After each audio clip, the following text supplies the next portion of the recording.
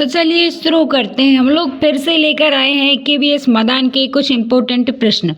हम लोगों ने पिछले पार्ट में 42 क्वेश्चन देख लिए थे। आज हमको क्वेश्चन नंबर 43वां देखना है। तो चलिए शुरू करते हैं बिना किसी देरी के। क्वेश्चन नंबर 43 में आपसे पूछ रहा है कि निम्नलिखित में कौन सी एजेंसी इंदिरा गांधी राष्ट्रीय मुक्त विश्वविद्यालय का वित्त पोषण करती है। यानी क्वेश्चन नंबर 43 में पूछा जा रहा है कि जो युग्नू है इंदिरा गांधी राष्ट्रीय मुक्त विश्वविद्यालय है, उसको चलाने के लिए पैसा कौन देता है।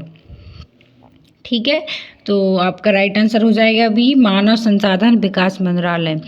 जो मानव संसाधन विकास मंत्रालय है, ये क्या करता है, इंदिरा गांधी राष्ट्रीय मुक्त विश्वविद्यालय को पैसा देता है। तो इंदिरा गांधी राष्ट्रीय मुक्त विश्वविद्यालय की स्थापना कब होती है, 1986 में होती है।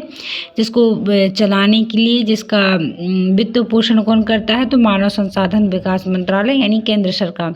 केंद्र सरकार का ही ये मानव संसाधन विकास मंत्रालय एक हिस्सा है। ठीक है, तो आपका राइट आंसर हो जाएगा बी। अब क्वेश्चन नंबर 44वां देखते हैं।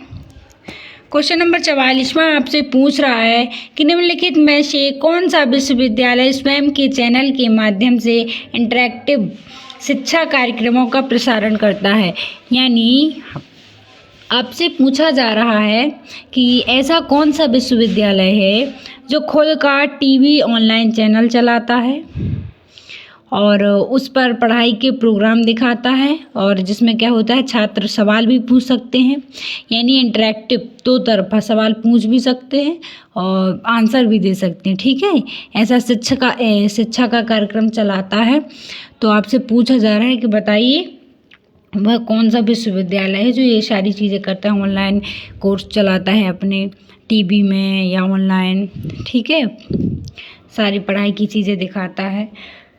तो आपका राइट आंसर कौन हो जाएगा, आपका राइट आंसर हो जाएगा बी, इंदिरा गांधी राष्ट्रीय मुक्त विश्वविद्यालय। ये इग्नू जो है ये ऑनलाइन पढ़ाई करवाता है, अपना स्वयं का चैनल है इसका, और इसमें ऐसे मतलब ऑनलाइन चैनल चलाता है जिसमें छात्र सवाल पूछ भी सकते हैं और आंसर दे भी सकते हैं। ठीक है, तो आपका राइट आंसर हो जाएगा बी। अब इसमें हम लोग देखते हैं क्वेश्चन नंबर 45 में।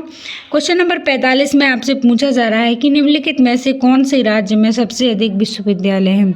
यानी भारत के किस राज्य में सबसे ज़्यादा यूनिवर्सिटी है। तो आपका राइट आंसर हो जाएगा ए, तमिलनाडु में सबसे ज़्यादा यूनिवर्सिटी हैं। ठीक है, अब क्वेश्चन नंबर 46 में आपसे पूछ रहा है निम्नलिखित में से कौन से राज्य में सबसे अधिक मान्यत विश्वविद्यालय हैं। यानी आपसे पूछ रहा है कि इन चारों में से कौन से चारों, आंध्र प्रदेश, कर्नाटक और महाराष्ट्र, तमिलनाडु, इन चारों में से किस राज्य में मान्यत विश्वविद्यालय की संख्या सबसे ज़्यादा है। तो आपका राइट आंसर हो जाएगा ए, आपका राइट आंसर हो जाएगा ए, तमिलनाडु में क्या है, मान्यत विश्वविद्यालय की संख्या सबसे ज़्यादा है। उसके बाद क्वेश्चन नंबर 47 में आपसे पूछ रहा है कि राष्ट्रीय महत्व के संस्थान उच्च शिक्षा में ऐसे संस्थान होते हैं जो कि किसी राज्य या क्षेत्र में छात्रों को विशिष्ट कौशल प्रदान करने के लिए महत्वपूर्ण भूमिका निभाते हैं।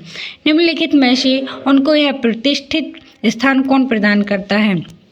यानी आपसे पूछा जा रहा है कि राष्ट्रीय महत्व के जो संस्थान हैं, उन राष्ट्रीय महत्व के संस्थानों को यह विशेष दर्जा कौन देता है। जैसे राष्ट्रीय महत्व के संस्थान कौन है, जैसे IIT हो गया, IIM हो गया, AIIMS हो गया, आदि जो बहुत बड़े संस्थान होते हैं, इन्हें राष्ट्रीय महत्व का दर्जा कौन देता है। तो राष्ट्रीय महत्व का दर्जा ये खुद तो अपने आप को देंगे नहीं, तो यह दर्जा कौन देता है, यह दर्जा देता है, यह दर्जा, यह कानून बनाकर कौन देगा, तो यह दर्जा और कानून बना कर देगा संसद का अधिनियम। ठीक है, तो आपका राइट आंसर हो जाएगा बी, संसद का अधिनियम।